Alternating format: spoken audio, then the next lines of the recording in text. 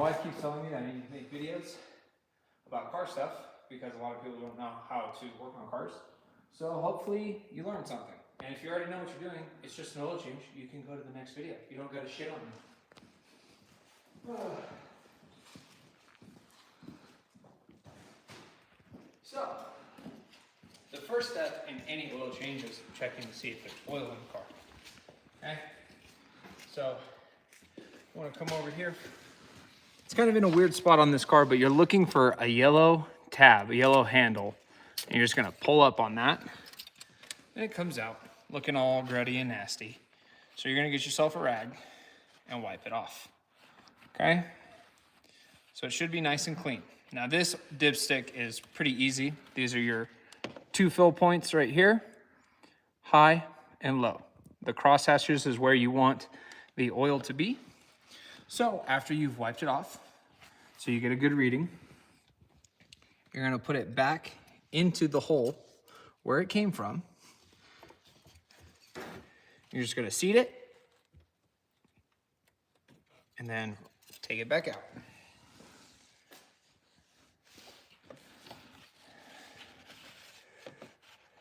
We're gonna try that again because it got covered in oil as I brought it out. So I can show you guys what it should look like. Gosh, I hate these Nissan V6s.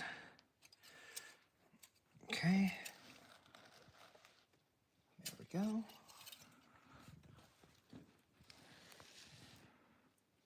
Apparently this is overfilled with oil by a ton, so I don't think that's the case. I think what's happening is it's catching as it's rubbing, but we'll see once we've got it all torn down. So when I'm looking at that, the big dot is like right down here, just above the H, and everything else is really light. So I just think that's kind of wash. Because if you can imagine, basically this is going into a tube inside the motor, and then the oil pan is down here. So this is just set to measure if the oil pan is level where it's supposed to be. Okay, so just something to consider, always check your oil. Something I was taught is to take the dipstick and put it up on the windshield so that if you get back into this car and you see the dipstick in the window, you're like, oh, this don't have any oil in it, right? Second thing you're gonna do, that we might not be able to do, there we go. So you're gonna find your oil cap. So you can see it has the little oil symbol, some will say oil, but usually it's a cap right on the top of the valve cover in the motor, okay? And what I do with these, wipe them off, make them nice and clean, and just set them kind of somewhere up near the hood latch. I have seen people put it in the catch and then forget that it's there and slam the hood and then break the cap. So I like to keep it away from the latch, kind of right here. So if you do try to close the hood, it will stop it, but it shouldn't break it. Consult your owner's manual or Google to get the right oil filter and the right oil along with the capacity for your car. All right, we'll do that a little bit later just to make sure, but at the V6, it should take about 5.5 quarts. Sometimes Japanese cars, especially more modern stuff, they want to run less oil, which, I mean, I don't think it's a good idea, but follow manufacturer recommendations, okay? This is what an oil filter looks like. This is a spin-on style. Some will have canister styles where it'll be a big, like, almost like a plastic bolt head that you have to unscrew and the whole canister comes out. Those are pretty easy still. You just gotta get a special tool. Usually they're not like a standard socket. But this is a screw-on filter. We got Mobil 1. I prefer getting OEM because they're usually cheaper, but Mobil 1's a good brand. It's the oil that I use. I'm not here to get into a debate about what oil is better. I think Mobil 1 is really good, and that comes from a chemist that built out like viscosity and kind of strength, film strength, all kinds of different things, all chemistry stuff. And he ranked all the oils. And Mobil 1 was like in the top 10. And so as far as oils that you get off the top shelf, top 10 out of like all the oils that exist is pretty good in my opinion. So we're gonna lift the car up. As you can see, I have a full lift, which is great. Be careful. The full lift is great. Obviously, most people don't have this. So what you would be doing is jacking the car up. So there are lift points down here on the pinch weld, you can see. So this little notch right here is where you guys would put like a jack stand. And then I'm gonna lift the car up.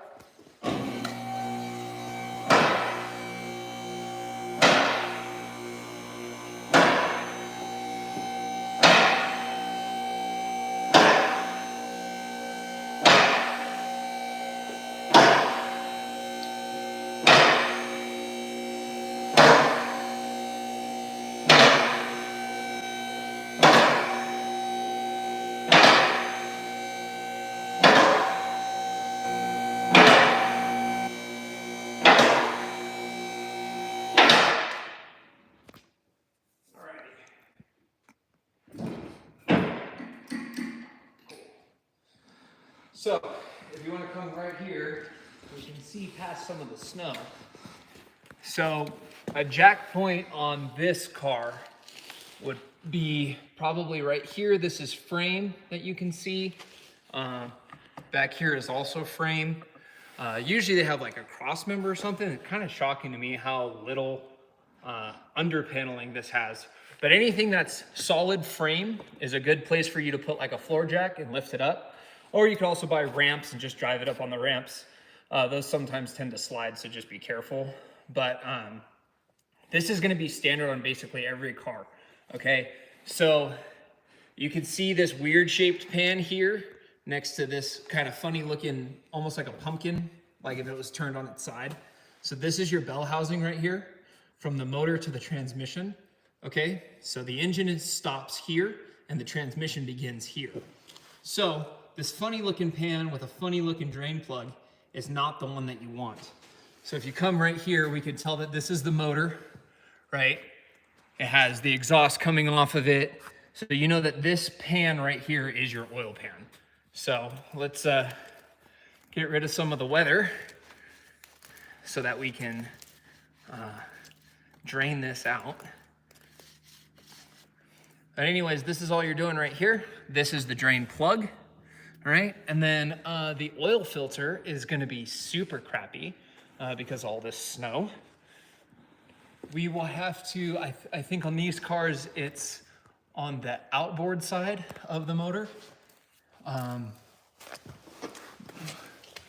Yep, so right here, I'm gonna get some snow out of the way for you guys.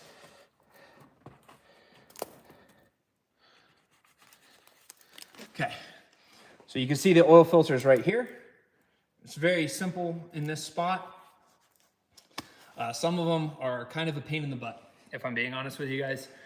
So if you can't find it just by looking at it, just consult Google, picture year, make, and model of your car, oil filter location, and it'll show you. All right, so let's go grab some tools for this. All right.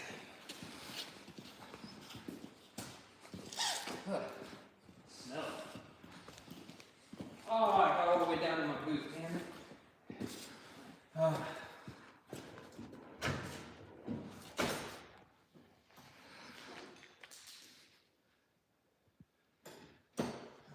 do this. If I can gain access to my stuff here. It's a Japanese car, so it's either a 12 or a 14. I'm gonna kind of flex a little bit here. I don't remember, but based on what I saw, it's 14. And then let's see if we do another tool, a little bit of a showcase for you guys. So this is a really cool tool for removing spin-on oil filters. It's one of my favorites. I used to use it all the time when I was in high school, busted oil for a living, if you could call it a living. The other thing that you can look for is something like this. So oil filter wrench, and then there's also strap wrenches. I personally don't like the strap wrenches, but sometimes you need them to get into a good location. So depending on what you find with your car, buy the tool that works for you. I'm gonna set these down. I'm gonna grab a oil catch. Now again, you don't need all of this fancy equipment. All you're really looking to do, if you're just being a weekend warrior, changing your oil, that sort of thing, a catch can just like this will do you well. You can do just regular pans like that. I like something big like this if you're changing a lot of oil or like you have a truck, because usually truck motors or big SUVs, they have 6-7 quarts in them. This has like a nice little spout right there, so when it comes to emptying it out, it's pretty easy. And a nice little trick is you can use the old oil containers, or container if you buy the gallon, the jug, and you can fill those back up with used oil, take them back to the local auto store and swap them out. So, or not, I'm sorry, not swap them out, but return them and they will dispose of the oil for you. I feel like this is going to be full.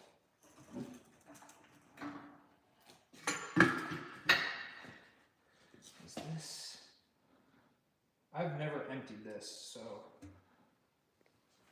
Oh, it wants me to pressurize it. I see. I can't just drain it? That sucks. Okay, so what I'm worried about is, I think the last time I used this, it was pretty full. And it feels really full to me right now. So, I think we just go for it. Or, you know what? We use a little ingenuity here. Just put the catch can up a little higher. Get this over here. Again, it'll be just like doing it on your back.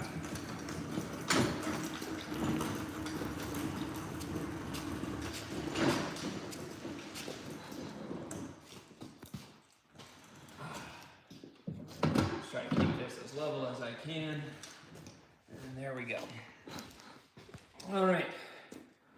Another tool, if you guys are doing this kind of weekend warrior style, that you can invest in is a creeper. Because if you're going to be on your back, having something to slide would be really good. So, pair of jack stands, floor jack, creeper, basic socket set, and a oil filter wrench. It'll be right as rain. You'll be able to do your own oil. And some of the benefits of that, honestly, are knowing that it was done right, knowing that it was filled correctly, knowing that it was filled with good oil and a good filter installed. A lot of those quick lube places use really cheap conventional oil. It just breaks down a lot faster. So you got to really stay on top of your oil changes.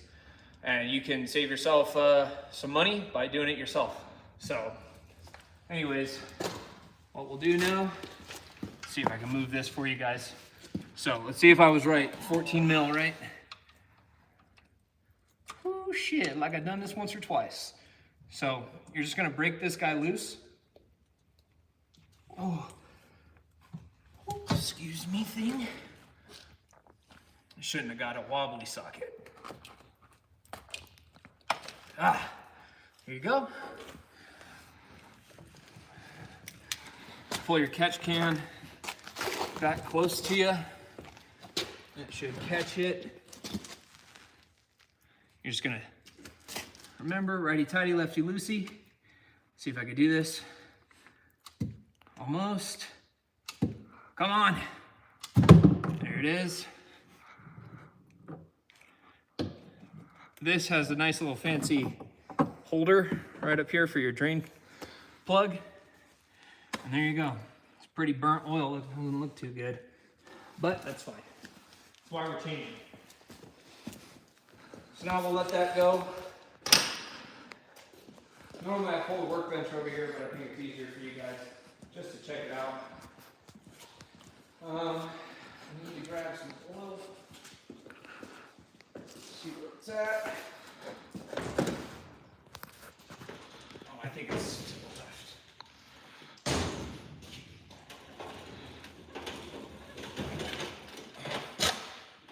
We're doing a lot of changes around here, so forgive the mess. Trying to finish up an engine building room and some other stuff, so everything's kind of wonky.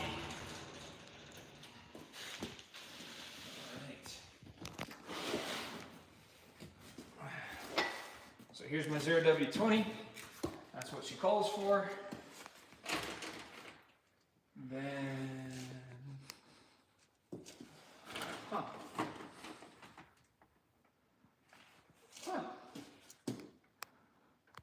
wonder where it got put.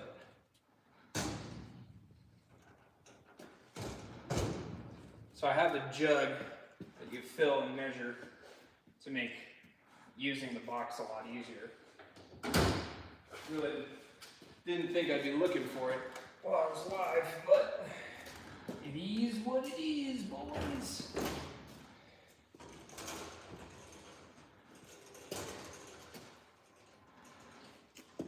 Huh. That sucks.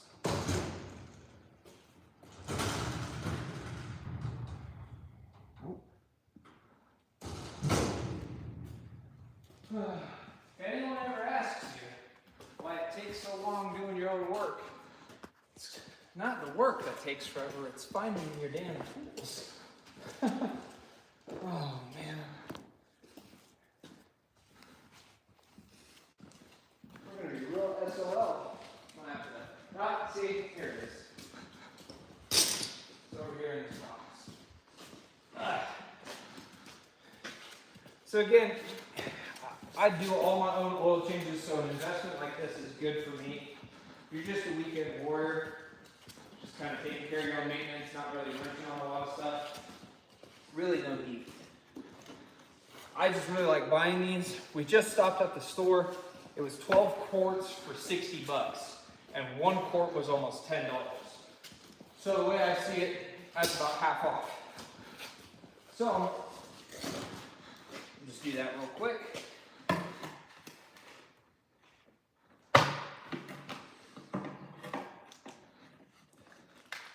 I love these boxes, they work real good. So, dust this off so we can see. There's our 5 quart, 6 quart. I'm gonna put it at 5.5. Then we're gonna jump on the phone and check to make sure that I am correct. But you can see how easy this is. It's a lot easier than, at least in my opinion, trying to pour quart by quart. You do need an extra piece of equipment, but I think the savings right here, this would have cost, what, $120 for this box of oil if I just bought the regular single quarts. It only costs $60 now. I don't remember how much it was when I bought it, but $60 in savings can buy you one of these pretty easy. So, like I said, super simple. We're just gonna fill this up to about 5.5 quarts. I think I already used this for an oil change, so we're coming close to the end of this thing's life. All right, there's 5 and 6. A little under 5.5. Again, we'll check, but if my memory serves, it's kind of low. It's like only 5 quarts, but always check the manufacturer recommendations. You never, never, never want to fill a car with too little oil or too much oil. Too little oil, obviously you can run into issues where the pickup can't pick the oil up, and then you'll have catastrophic engine failure. It'll be bad. If you overfill it, a lot of people don't know this, right? But the oil pan sits here, so if the oil level is supposed to be here, right, the crank will actually spin right here. So if you fill the oil too much, the crank will actually slap the oil. It's called crank slap, and it's bad. It can cause excessive engine wear. It can destroy the oil because contaminants are getting into it. It's just all around not good. It'll lower the efficiency of the car and all that good stuff. So, all right, I'll kind of show you this tool. So, let's see if I can get under here. I'm gonna put this in my pocket, chat, and I'm going to forget about it. So again, you want lefty-loosey, right? So you can see how the gears are turning. So I kind of want to preload the gears, then the claws where I want. So let's see, if you come right here, I think you can get a good angle.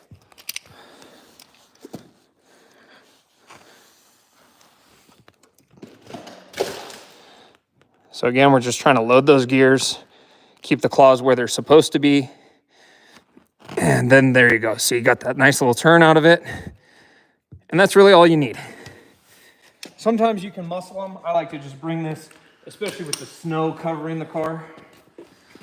So then you just get your hand up there. You're good. And it just spins right off.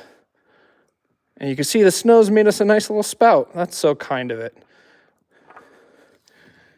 So we'll just put that right there and let the snow drain off the rest of our oil. All right. Did I do the dumb thing and leave the oil filter up there? I sure did. So that's funny. All right. New oil filters. Okay. One thing that's super important about these. Okay. When you take your old oil filter off, you want to make sure that ring is still there. See that guy? That gasket. If it is not there, what you need to do is come back under. Let's see what you guys can see, okay? So if you see this right here, see how that's nice and shiny? Can you hit that so it focuses? Well, anyways, guys, so you're looking for that to be nice and shiny like that. Okay, come back. We're gonna use some of this used oil. We're just gonna lube up this gasket. Okay, so with the gaskets, the reason why it's important to check, if you have that other gasket stuck on there and you spin this filter on, it's gonna seat, but there'll be two gaskets and you're never gonna tighten it enough to where those gaskets will seal. Eventually, that second gasket is gonna shift, it's gonna blow off and you're gonna lose all of your oil pressure because this filter comes right from the sump. The sump picks up all of your oil, shoves it through this, filters it out, and sends it to the rest of the motor. So if you double gasket this, you will break your motor and it will cost you a lot of money. So just always make sure, look at the original one, and then look at where you have to install it. Make sure there's no extra gaskets. Trying to do this left-handed, making me look like a fool. There it goes, you've heard it seat, and then just spin it on. All right, so once you get it tight, what I like to do, again, since I'm left-handed, I'm gonna come back in here with my right hand.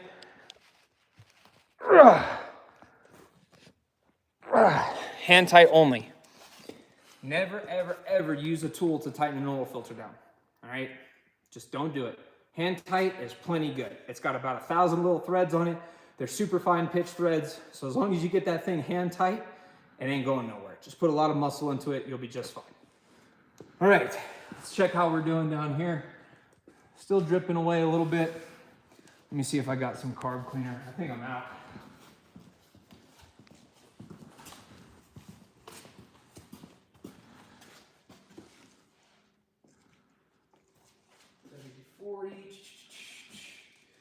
I need to invest in one of those like big jugs that you pressurize and make your own carb cleaner.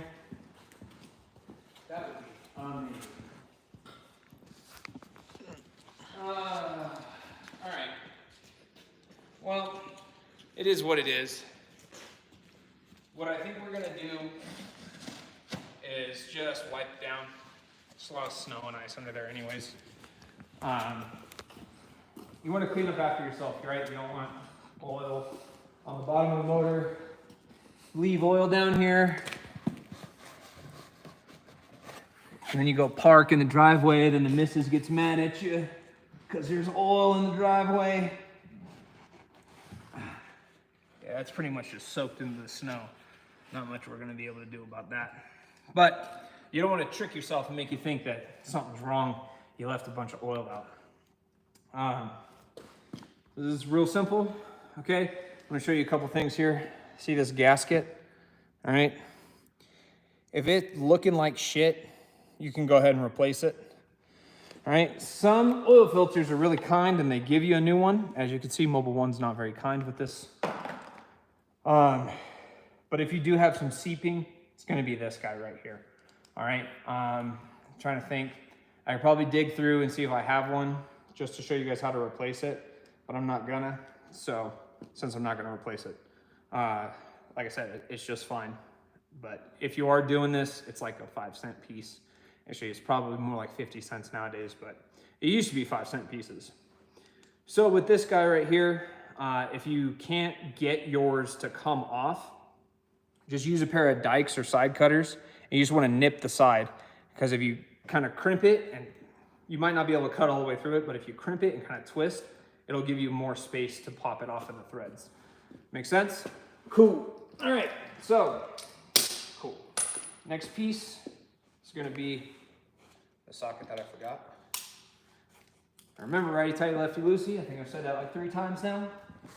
So this is real simple. Keep your catch can where it is, so that way you don't drip no oil. And then you're just gonna righty tighty spin that boy in there, all right? Wipe our little area down so we don't get no drips. Just get this out of the way. If you're under the car, you just push it out of the way. If you have an open top one, you want to be real careful. And then put this on here. Now look, you could go get a torque wrench. In all honesty, I just put it about there. Right about there. You want it to be tight. If you really go Hulk smash on this and you spin these threads, bad day for you. Whole oil pan's got to come off, and you got to retap the threads or just put a whole new oil pan on. And a lot of cars nowadays aren't putting steel oil pans, they're putting aluminum. So the threads are real fragile. So you just want to be real careful with this. If you think you're going to Hulk smash it, get yourself a little torque wrench, and then look up how much foot pounds or inch pounds this needs to be torqued to. That way you're not messing your shit up. All right, so let's go back.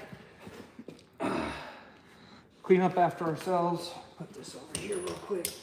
All right, while I drop this down, Primo, would you mind looking on your phone, 2016 Infiniti QX60 oil capacity?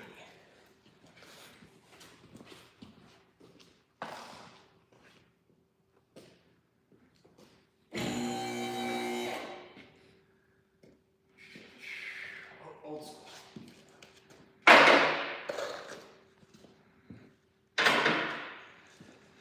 2016 Infiniti QX60? Yep, oil capacity. 5.1 quarts. So just over 5 quarts.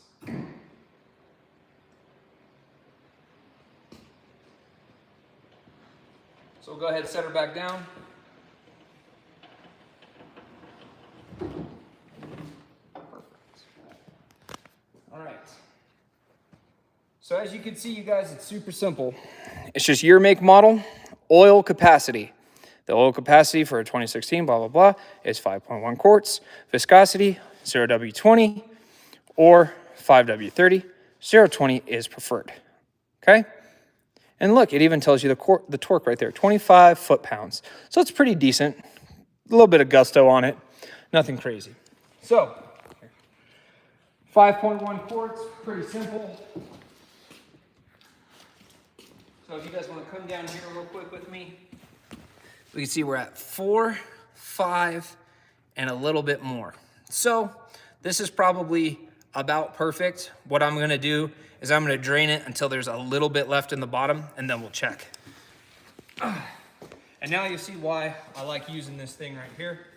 It's very handy for getting all the oil into the motor. No funnel required, just get it right down in there. You want to pay attention, if you're going to use something like this, you want to pay attention up here that you're not spilling oil out the top. So we'll just chill here, fill this guy up. That's ice, I'm not breaking shit, promise. Cool beans.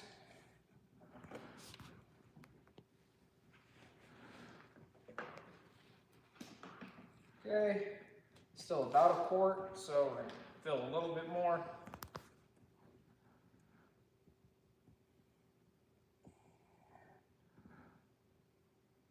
We will call her good there.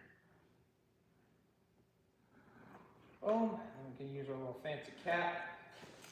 All right, see, like I said, just a little bit in the bottom, because it does say 5.1, so a tenth of a quart is really not that much.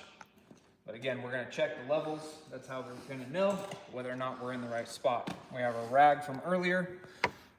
Again, we're gonna find that same hole that we pulled the dipstick out of. All right.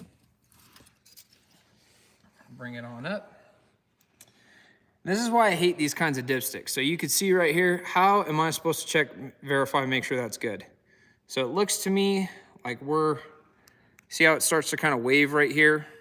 This is looking pretty decent, but something that we have to remember is that our oil filter is still dry because it doesn't come with oil inside of it. So the capacity of that oil filter is still empty. So what we need to do is start the motor and send oil through the entire system so that way we can get a true level check. Now I've heard some people believe more in putting the oil capacity that the manufacturer requests or requires, and that's it. I believe that the dipstick is the best way to go because that way you know I'm in the hash marks, I'm good to go. The reason why you want to be careful about how much you fill, remember when fluids heat up, they tend to expand a little bit, right? So if you fill this up and you overfill it and then it gets hot, it can be real detrimental because there's too much fluid inside of the motor, all right? So we'll just jump in the truck, in the car one time.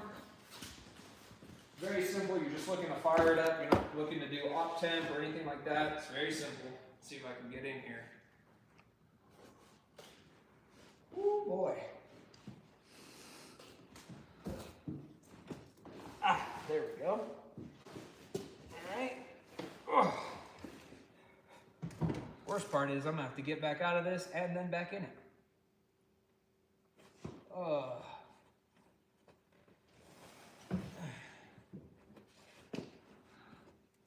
I definitely left the key. It's in my jacket right there if you wouldn't mind grabbing it. You just grab the whole jacket.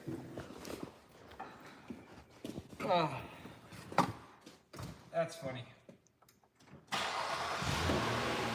it. That's what we're looking for. Make sure we don't have any oil pressure lights, nothing crazy. Again, that's all we're trying to do. Just run it for a sec. Now the next thing you're going to want to do after you fired it up and pressurized the motor is let's come back around and look underneath the car. So let's look together. All right. Looks like all water down there. So the reason why you want to check down here, if you screwed up your oil filter, you screwed up your drain plug, something like that, and as soon as you pressurize the system, it starts dumping oil. You've only run it for a second or two. Not enough time to damage the motor unless you just didn't put any oil in it. But this way, it protects you from damaging your own motor and running it with no oil. So, now that we know I didn't screw nothing up, oil filter's on good, it's not leaking, drain plug's in tight, it's not leaking, now we can come back over here and check our dipstick again. Now this thing sucks, I'm not gonna lie to you. So I cannot guarantee that we're gonna get the nice pretty hash marks, everything that we were looking for. So we'll do the best that we can. God, I hate this. I wish you'd have let me buy her a Toyota. Okay, so this is actually pretty decent. So you can see how it stops right here and then it really gets thin and then it bubbles up right here. So if we flip it over with my thumb there, you can see we're right in the hash marks. We're right where we're supposed to be. Unfortunately, the way that this oil galley is designed, when you put this dipstick in there, all it's doing is wiping all the oil from inside the tube all along the dipstick. So being able to see where that oil actually ends and flipping it over, see that we're right in the middle, we're good to go. All right, so very simple. Reinstall your dipstick, if I can see. Reinstall your dipstick, tighten your oil cap. while you're in here, give things a look-see. See how your washer fluid's doing. See how your brake fluid, this might not be brake fluid actually. Oh, it is. That's the ABS. Here we go, more brake fluid. I've never seen that with 2 before, that's fine. This is probably, this is definitely a CVT, so we can't really look at the transmission. Oh, right here, I think, is it locked? Whatever. All right, so there'll be a transmission dipstick. Usually on automatics, it'll be a red color. Sometimes they're different. But just take a look-see at how things are going inside the motor. If anything looks weird or broken, right, then you can, if you're mechanically proficient, you can keep going. But never be afraid to take a look at everything. And also, while you have the car up off the ground, might not be a bad idea to rotate your tires. Usually you rotate tires every oil change. The reason we didn't do that today is this car needs new tires. So I'm not gonna rotate them because they're gonna be replaced in about 5 days. So there's really no sense in doing that. Brand new tires, brand new oil, life's good. Now the last thing, especially with newer cars, what we're gonna have to do is reset the oil line. So I'll just take a quick second here, drop my lift all the way to the ground so I can move it.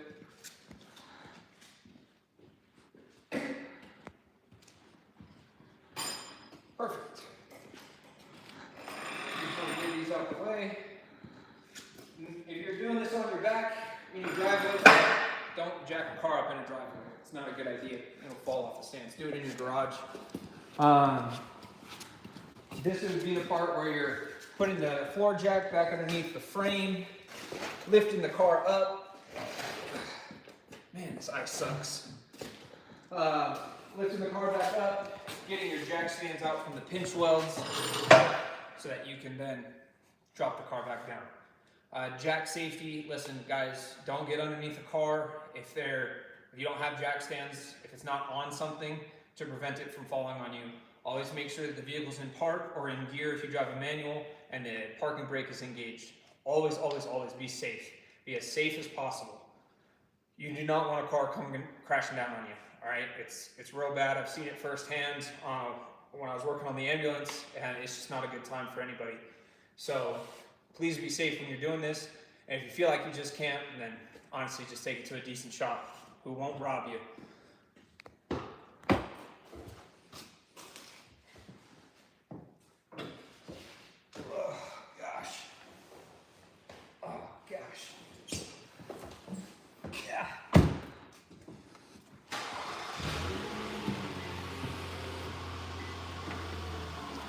So we're gonna roll back a little bit so I can get out. All right. All right, so let me show you guys. So a lot of cars are very different, but basically what we're trying to look for here is a section for maintenance. So in this car, it's real easy. We'll just go to the engine oil. We're gonna set this to 5,000. I don't know why it was left on the manufacturer's one. That's kind of shitty.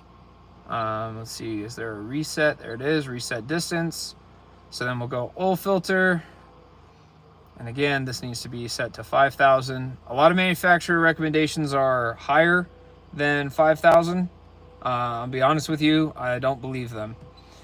I've always taken care of my oil changes at about 5,000 miles and use synthetic oil. Yeah, it's never let me down. Let's just put it that way. And the one time that I screwed up an oil change based on mileage was resulted in me throwing a rod bearing, which was a good time. So we're gonna reset this now, because again, like I said, we're gonna get new tires in a couple days. And then the other reminder, I don't really know what they want for that. But anyway, so newer cars, you're gonna have to reset your oil lights. A lot of cars are very different, you know. Some like the American models, you press the gas pedal a few times and start the car and then it resets the oil life. Some you go through and you hold the odometer reset while the car's in the on position. It'll give you dashes. That's like a Toyota thing for sure. I know a lot of newer Hondas are more like infotainment. You can just reset them like I just did on this.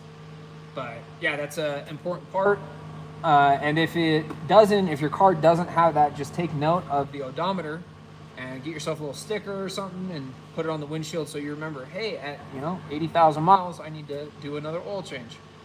So anyways, guys,